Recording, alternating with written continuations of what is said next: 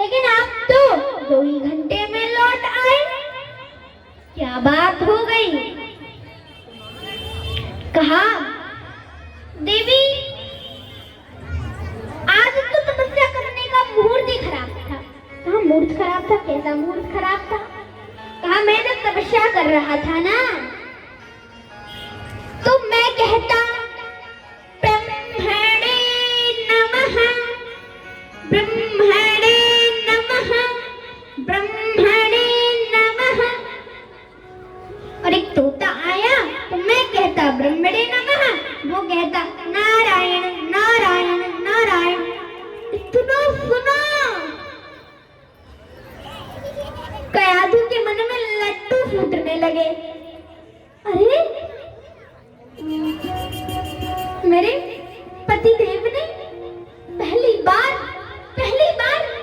अपने शत्रु हमारे भगवान विष्णु का नाम लिया है। अब सोचा कि अब मैं इनके मुख से नारायण नारायण नाम की रहूंगी। अब पत्नी और रोटी आती, महाराज वो तो दाल परोसने आती, महाराज वो तो क्या कह रहा था? जो भी परोसने आती यही कहती, महाराज वो तो क्या कह रहा था, महाराज वो तो क्या कह रहा था, ऐसे कहती।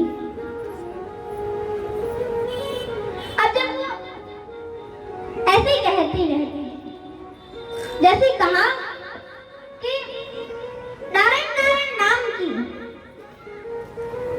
हिरण्यकश्यप के मुख से कयाधु ने नारायण नारायण नाम की एक माला करवा दी।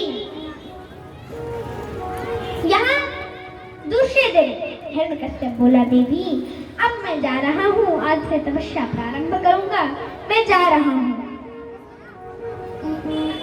और बाल बच्चों का, घर परिवार का ध्यान रखना देवी। कहा ठीक है महाराज। हिरण्यकश्यप तपस्या करने के लिए गया और बड़ी कठोर तपस्या की, इतनी कठोर तपस्या की कि शरीर की केवल हड्डियां हड्डियां दिखाई देने लगी। जो ऊपर का मांस था वह दीमक खा गई, पूरे शरीर में दीमक लग गई। और यहाँ हिरण्यकश्यप की बड़ी कठोर तपस्या चल रही, बड़ी कठोर तपस्या कर रहा था। यहाँ ब्रह्मा जी ने देखा, ब्रह्मा जी ने सोचा कि अरे जितनी कठोर तपस्या ये मेरी कर रहा है, इतनी कठोर तपस्या तो मेरी अभी तक किसी ने नहीं की, चलो दर्शन दे देता हूँ। और ब्रह्मा जी प्रकट हो गए। ब्रह्मा जी बोले, बेटा आंखें खोलो। आंखें खोली। कहा क्या चाहिए? बेटा मांगो, तुम्हें क्या चाहिए? बोलो क्या चाहिए? कहा मुझे महाराज, मुझे आप अमरता का वरदान दे दीजिए। अमरता का वरदान? मैं तुम्हें अमरता का वरदान दूं, लेकिन बेटा अमरता का वरदान तो मुझे ही नहीं है, मैं तुम्हें अमरता का वरदान कैसे दूं? देखो बेटा, जिसका जन्म हुआ है उसकी तो मृत्यु होकर रहेगी, इसमें कोई शक नहीं। जो जन्मा है उसकी मृत्यु भी होगी, तो इसलिए मैं तुम्हें अमरता का वरदान नहीं दे सकता, कुछ और मांगो। तो बोले सुनो मेरा वरदान, फिर ना मैं ऊपर मरूं ना नीचे, ना अंदर मरूं ना बाहर, ना अस्त्र से मरूं ना शस्त्र से, ना दिन में मरूं ना रात में, आपके बनाए हुए किसी जीव जंतु से ना मरूं, आपके बनाए हुए 12 महीने में ना मरूं, ना नर से मरूं ना पशु से, ऐसा वरदान दे दीजिए। बोले बेटा ऐसा वरदान देना पूरे संसार में किसी को भी ऐसा वरदान देना दुर्लभ है, और दुर्लभ होते हुए भी मैं तुम्हें देता हूँ। तथास्तु तथास्तु।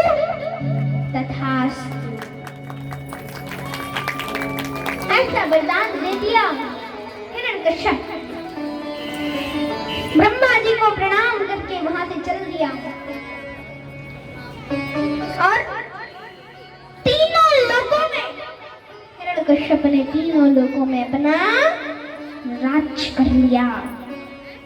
सभी देवताओं को अपने बस में कर लिया। देवता रोते रोते रोते रोते भगवान की स्तुति कर रहे थे, भगवान से प्रार्थना कर रहे थे, भगवान की स्तुति कर रहे थे। तभी भगवान ने आकाशवाणी के रूप में कहा, देवताओं चिंता मत करो, यदा देवेषु वेदेषु गोषु विप्रेषु साधुषु। चिंता मत करो, जब कोई देवताओं से, वेदों से, गोषु गायों से, विप्रेषु ब्राह्मणों से, साधु संतों से, साधु संतों से, धर्म से और भक्तों से जब कोई भी इन चीजों से इनसे द्वेष करने लग जाता है तो समझो उसका अंत निकट आ रहा है, उसका अंत निश्चित है। जब हिरण्यकश्यप अपने पुत्र मेरे भक्त प्रहलाद से द्वेष करने लग जाएगा, समझ लेना उसका अंत निकट आ गया है। अभी तुम सभी अपने अपने धाम को जाओ, सभी देवता अपने अपने धाम को चले। यहाँ हिरण्यकश्यप ने सोचा मुझे पहले बदला लेना है तो अपनी धर्म संस्कृति को नष्ट करना होगा।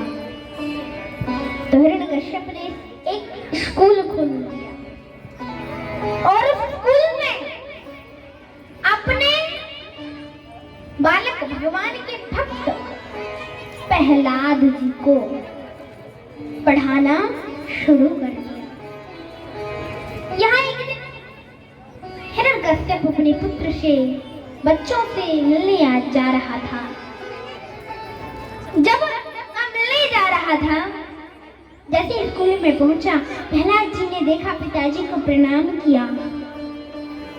हिरण्यकश्यप ने प्रहलाद जी को उठाया, गोद में बिठा लिया, कहा बेटा, अरे बेटा तुमने कितनी विद्याओं का अध्ययन किया है? कहा पिताजी मैंने तो 9 विद्याओं का अध्ययन किया है।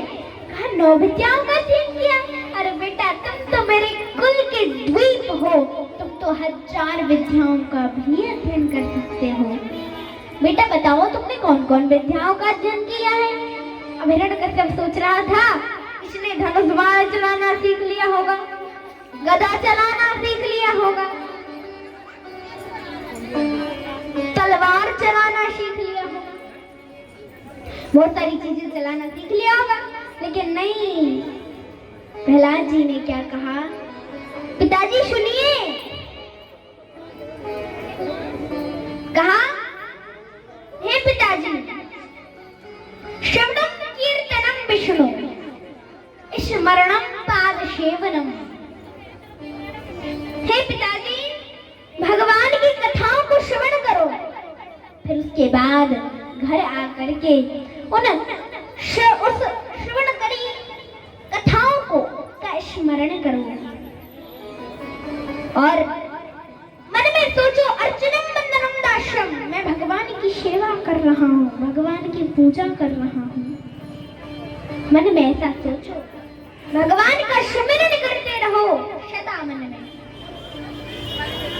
इतना सुना, हिरण्यकश्यप की तो बुद्धि सटे आ गई, उठाया गोद में से और प्रहलाद जी को नीचे पटक दिया, कहा ले जाओ इसे यहाँ से उठा करके, ये मेरे शत्रु विष्णु का भक्त है, जो मेरे शत्रु विष्णु, जो मेरे शत्रु का मित्र होता है, जो मेरे शत्रु का भक्त होता है, वो शत्रु से भी बढ़ करके मेरा शत्रु होता है, ये मेरा शत्रु से भी बढ़कर शत्रु है।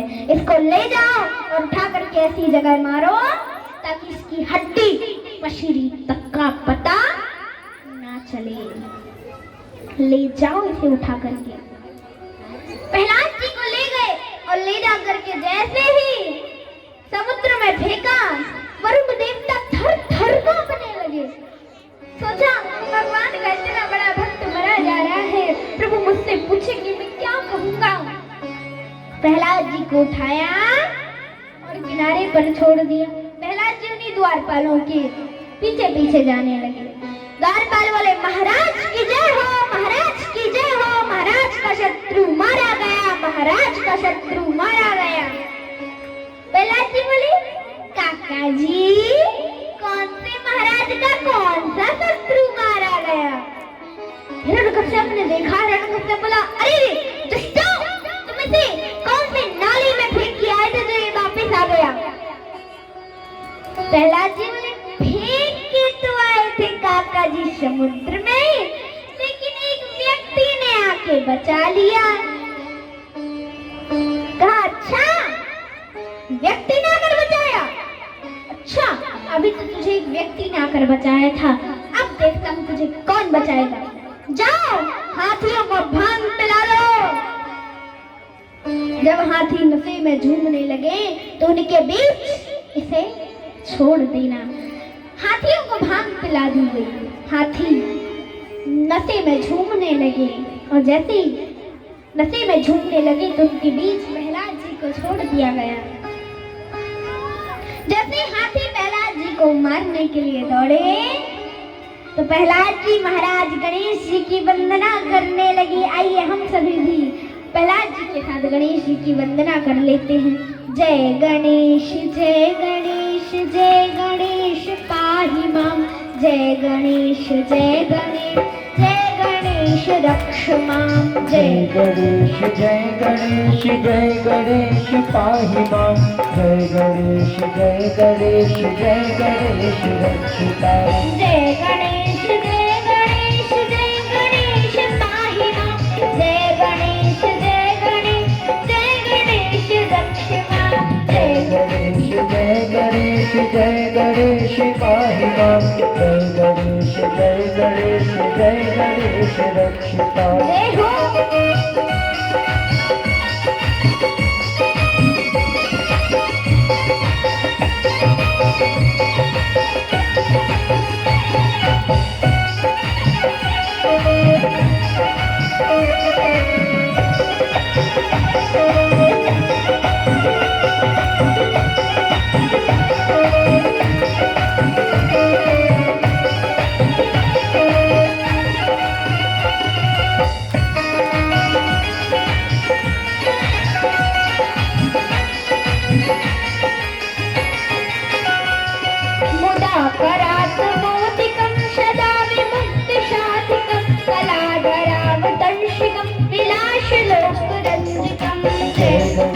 जय गणेश जय गणेश पाहि माम, जय गणेश जय गणेश जय गणेश रक्षिता।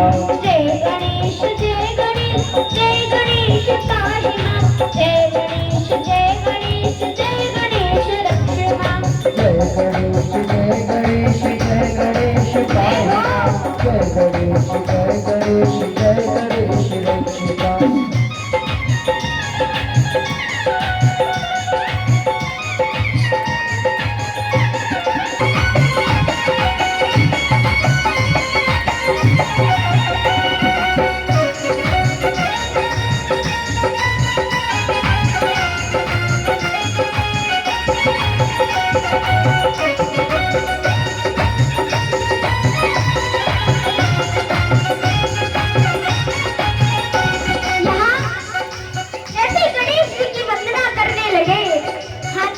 सुना, हाथी मन में सोचने लगे अरे ये तो हमारे प्रभु, हमारे भगवान, हमारे प्रभु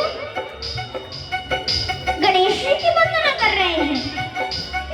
तो एक हाथी ने अपनी सूंड के द्वारा प्रहलाद जी को उठा करके अपनी पीठ पर बिठा लिया और भगवान का भजन करने लगा। श्रीमन्नारायण नारायण नारायण नारायण नारायण नारायण भगवान नारायण नारायण नारायण नारायण नारायण नारायण श्रीमन्नारायण नारायण नारायण नारायण नारायण नारायण भगवान नारायण नारायण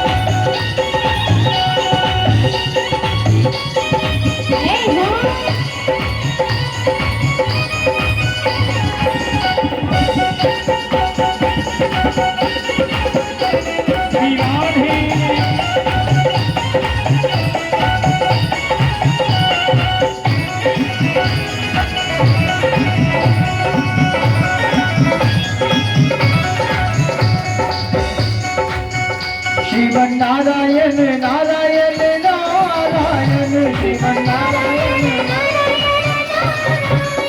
श्रीमन्नारायण नारायण नारायण श्रीमन्नारायण नारायण नारायण श्रीमन्नारायण नारायण नारायण श्रीमन्नारायण नारायण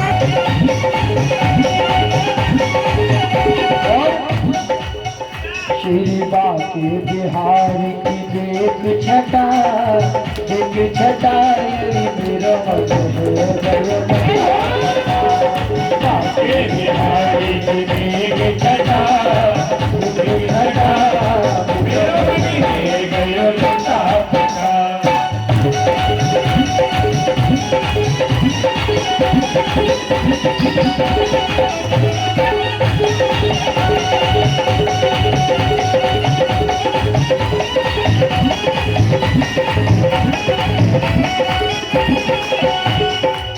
कब से खोजूं बनवारी को कब से खोजूं बनवारी को मैं गिरधारी को गिरधारी को कब से खोजूं बनवारी को गिरधारी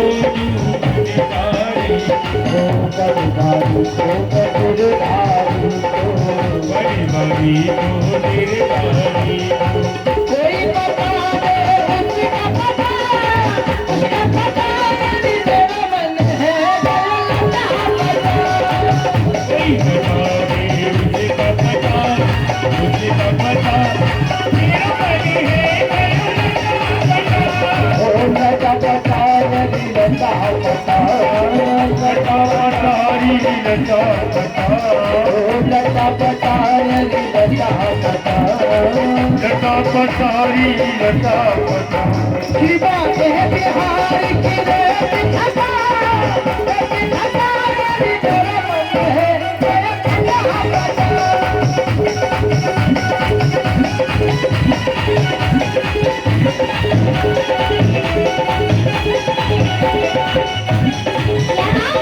यहाँ भजन कीर्तन चल रहा था। प्रहलाद जी भजन कर रहे थे और सभी हाथी मस्ती में नाच रहे थे, झूम रहे थे। और वहाँ हिरण्यकश्यप ने कहा जाओ और जा करके देखो वहाँ उसकी हड्डी पसली पड़ी होगी, पड़ी होगी, उठाके फेंक देना। हड्डी पसली पड़ी होगी, उठाके फेंक देना, जाओ।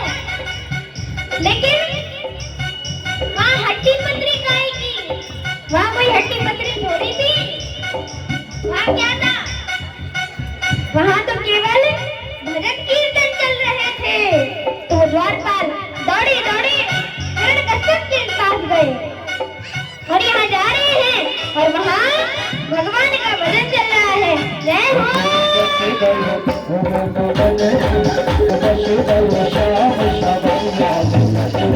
श्याम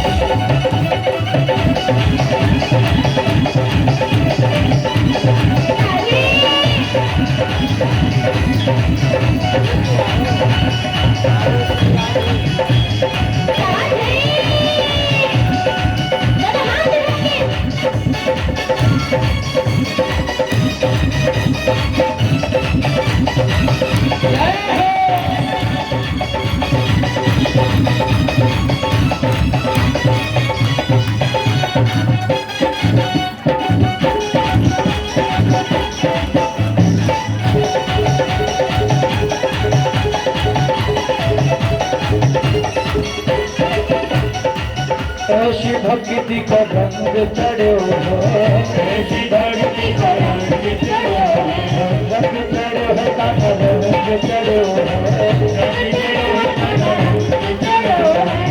ऐसी भक्ति का रंग चढ़ो हो। जैसे कान्हा शब्द मेरे खड़े हो, कान्हा शब्द मेरे खड़े हो, कान्हा शब्द मेरे खड़े हो, बच्चे बच्चे गयो, बच्चे बच्चे गयो, बच्चे बच्चे गयो, श्याम सबरिया मेरा दिल को कचरा।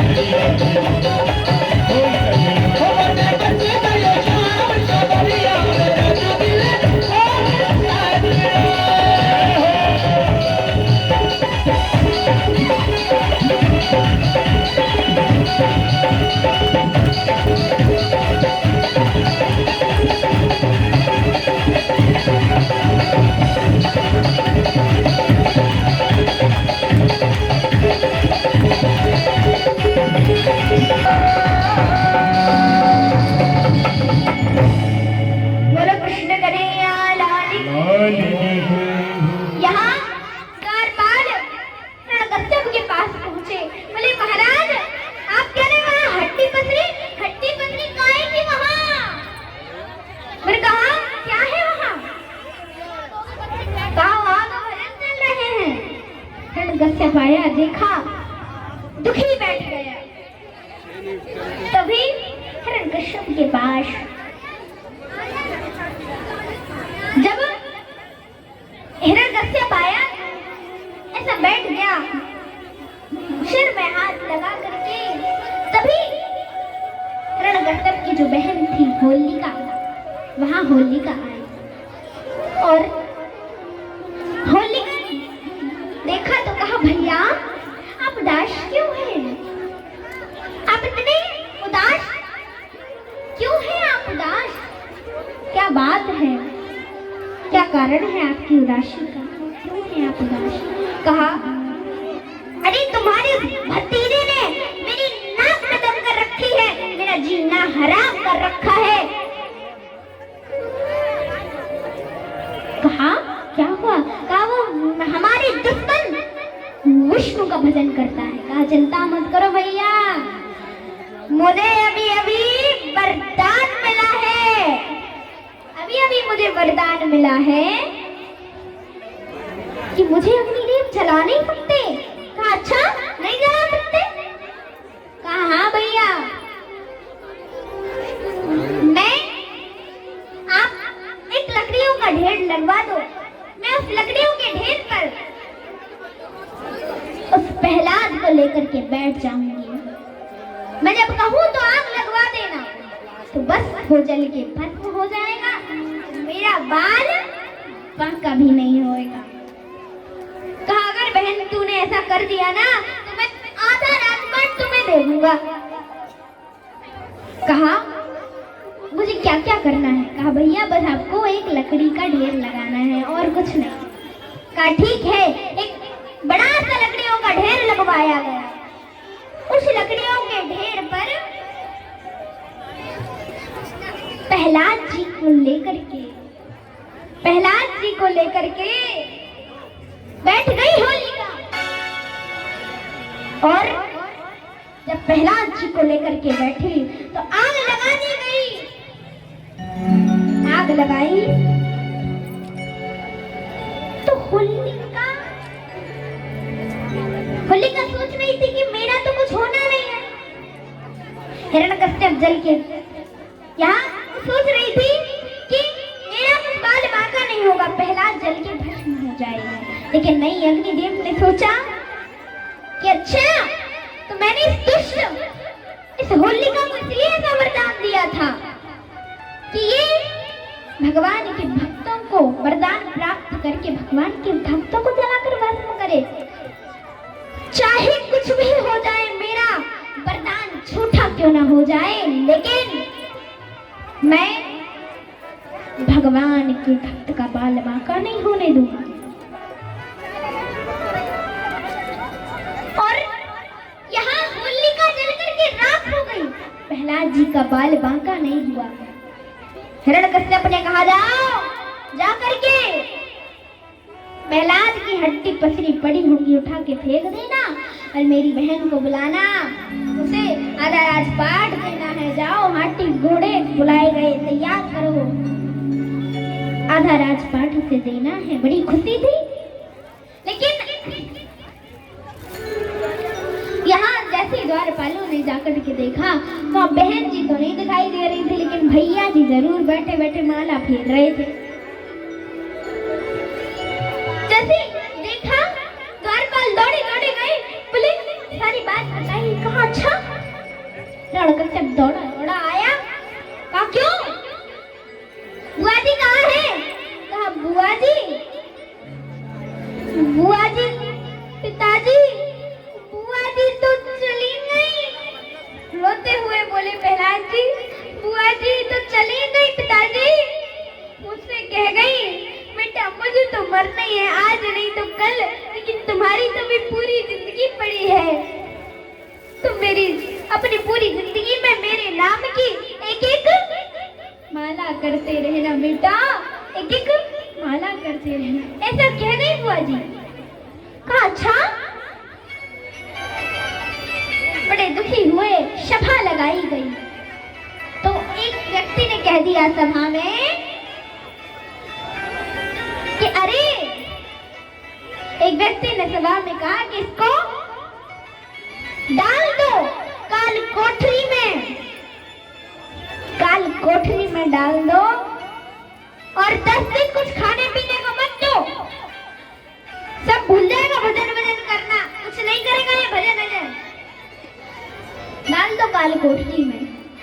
डाल दिया गया प्रहलाद जी को काल कोठरी में। नहीं होगा, तुम तो बस हमारे साथ भजन करो,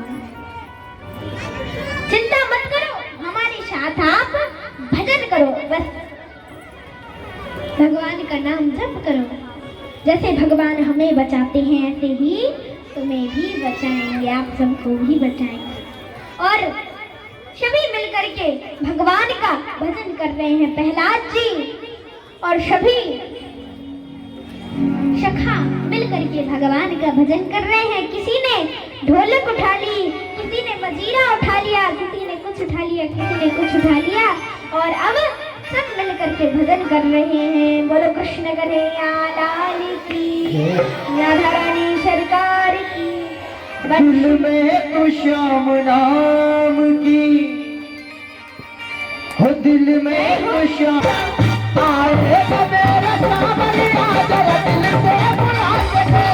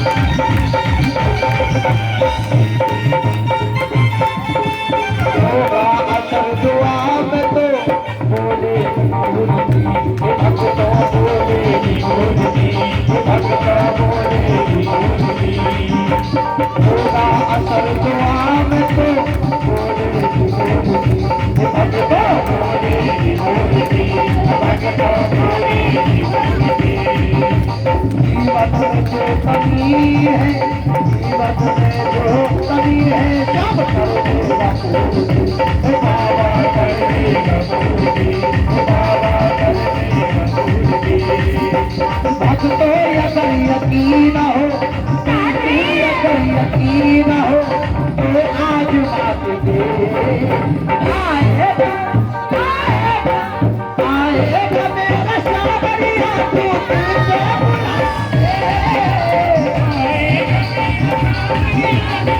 तुझे बुला